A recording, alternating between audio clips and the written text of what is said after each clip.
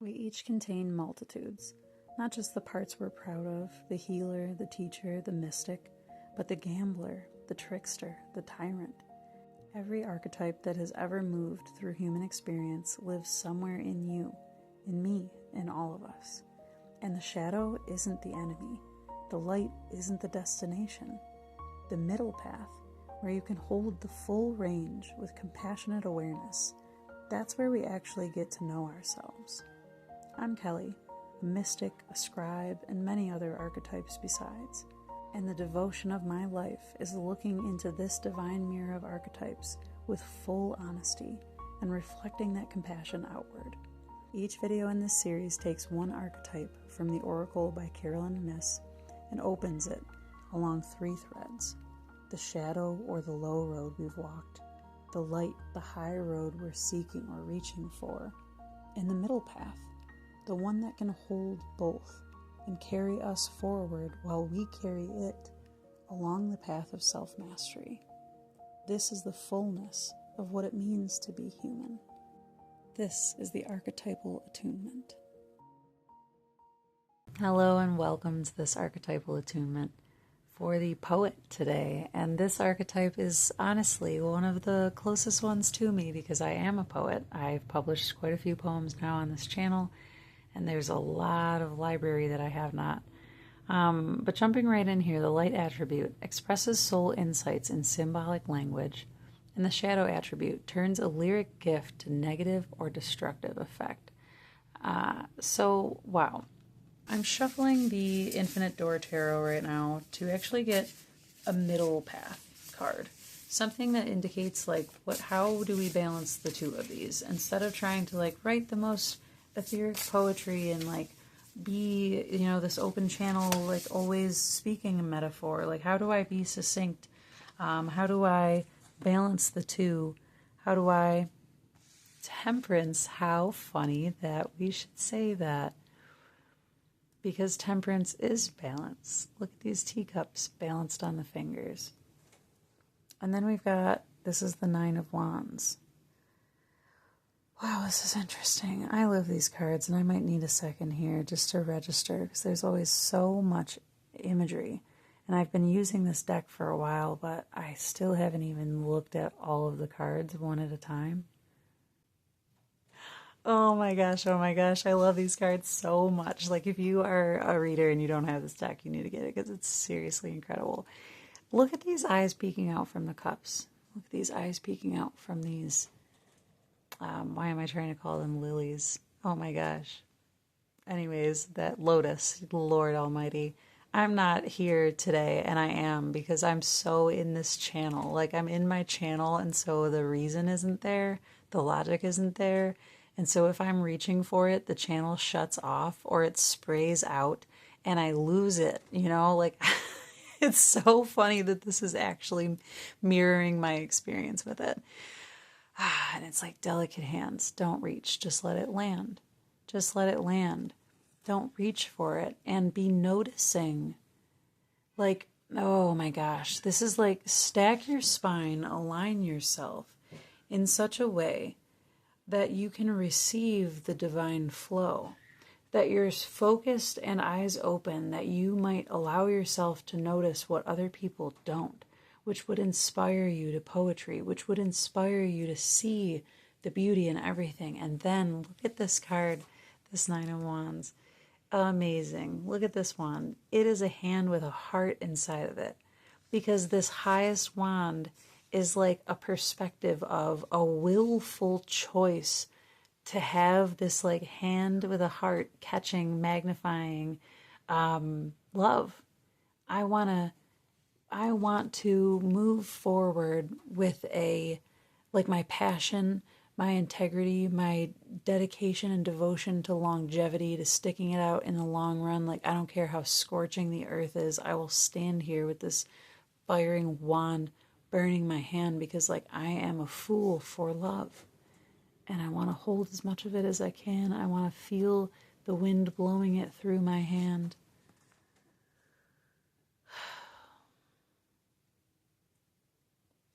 And you can only notice that from standing still. like the water is still, and so you can see the ripples. So you can notice the more subtle things, like every single one of the shadows of this. And the hands dancing. Oh, please zoom in. Look at that. Those hands aren't grasping the ground. They're not grasping at all. There's many cards in this suit, in this deck. These fingertips are dancing. They're like tiptoeing along. Oh my gosh, it's so divine. And the little insects, again, referencing like it's the minute details. It's the small, tiny little patches of grass in the otherwise barren desert dry earth. That could inspire, like, wow, look at how resilient that grass is. Look at how desperate it was to reach towards the sun. Look at how much the dry earth wanted it to crack through. It begged it. It allowed it. You know what I'm saying? Like this is poetry coming out now without reaching for it, in just the noticing, in just the naming and the noticing of what's actually there in the small details. So honestly, I am very curious about this shadow attribute, because maybe this is a blind spot of mine, but also I know my intentions, so why would I be super well versed? And also, I want to know myself. This is cool. Alright, so I need to reposition myself to see things better. The Lovers in reverse. What is this? 8 of Swords, 9 of Swords, 9 of Swords. In reverse. Here's the Lovers. Oh my goodness, so cool, so cool. And then we got the 8 of Cups in reverse. Wow. All right, well, like, low road of the poet seems to be talking about, with all of this happening in reverse here, like being hung up on the, oh, that's so divine. Thank you, clarity.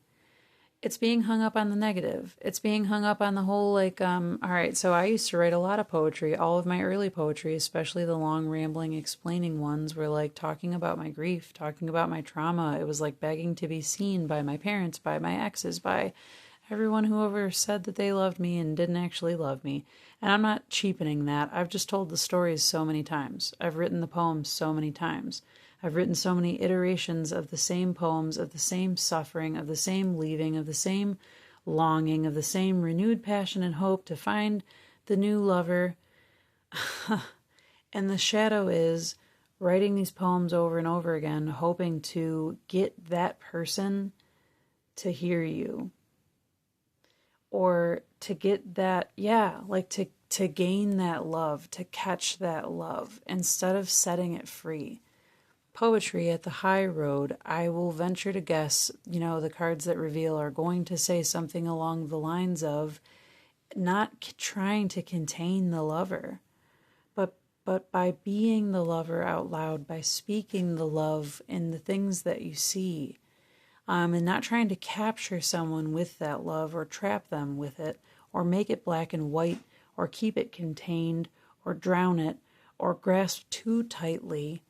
It's about letting it grow and go through different stages and transform you, and ultimately lead you into reaching and connecting with that divine channel that moves the poetry through you. And maybe I'm just speaking directly to myself, because I feel like I'm channeling a very direct message from this being,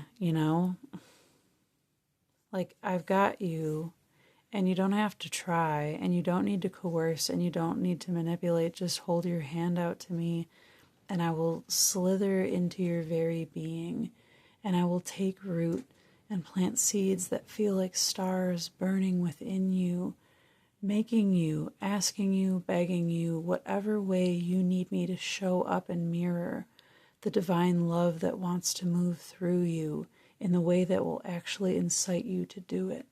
What form do I need to take to allow you to open yourself as a channel to me? This is so beautiful. So this Low road is about not getting caught up in the despair. It's not getting caught up in the mental and the emotional storyline feeling that would leave you feeling trapped and that you can't leave. And or also that like all of your best material is made of suffering, because that's a real artist's conundrum, you know, because that raw channel from the pain, it is from the heart, and that's why it's so good. And then when you do find love or you do find happiness and you start writing poetry afterwards, speaking from personal experience, it feels cheap for a little while. It feels not as deep because it's not from this aching. It's not from this longing and this pain. And the newness is so new. That it feels disorienting. King of Cups, Six of Pentacles. Six of Pentacles is allowing yourself to feel worthy of being handed gold, to open your channel to allowing, here's a snake again, of allowing this like divine thing to land in your hand, planting seeds, like I already said. I am in love with this reading. In the King of Cups, reversed, because in reverse doesn't mean not, you know, it doesn't mean it's negative state of being. Reversed can mean internalized. And this very much is, look at how small his little glass of, what is it, like a glass of brandy. It's like a tiny little Chardonnay glass, like, because you don't want to get too drunk. You don't want to be too inebriated, or you won't be there to experience all of it in its fullness. Small bit of innuendo there, but you know, if you are too I did myself in there with an innuendo. Hold on.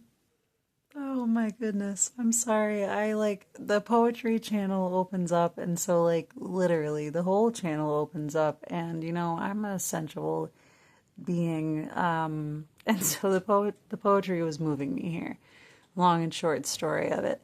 So lest I turn into a mess of goo and a puddle on the floor beneath me, the King of Cups is about like knowing how much to share and not, you know, it's knowing how much to divulge, to keep the interest, to tell the story, to weave the pattern, but maybe not give the whole picture, because the poetry is not about like a factual representation, or it's not an index to a book. It's not a statement, you know? It's not about reason and all of that. It's about the beauty of like mismatched, misshapen things. And why does this guy have a conch shell? Because there's a sound quality. There's a resonance that's not words. And there's only one eye, because there's only one thing to be seen. The love that wants to be seen. The love that wants to be seen in all of the intimate details of things. And you kind of have to adopt a skewed perspective. You kind of have to skew your vision towards the more emotional lean, and allow yourself to feel safe enough to be the receptacle, to be the body that is like chosen by the divine, as a scribe, as a witness, as a beloved who can bear testimony emotionally, who can bear witness emotionally to how moving it is to be alive and witness life and to feel it all with your fingertips. There's so many fingertips in this reading. I mean, dancing on fingertips, these fingertips reaching, fingertips under the cups, entwined fingers, these fingertips sticking out of the water,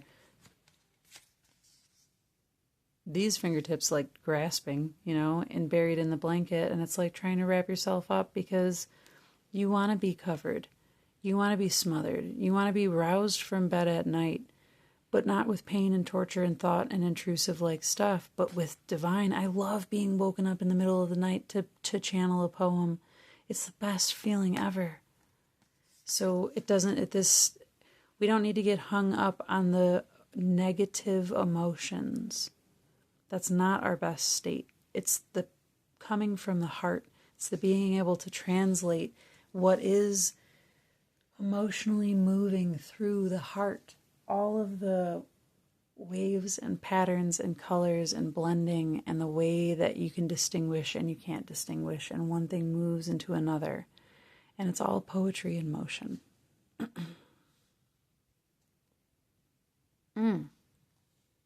I love this. I love this.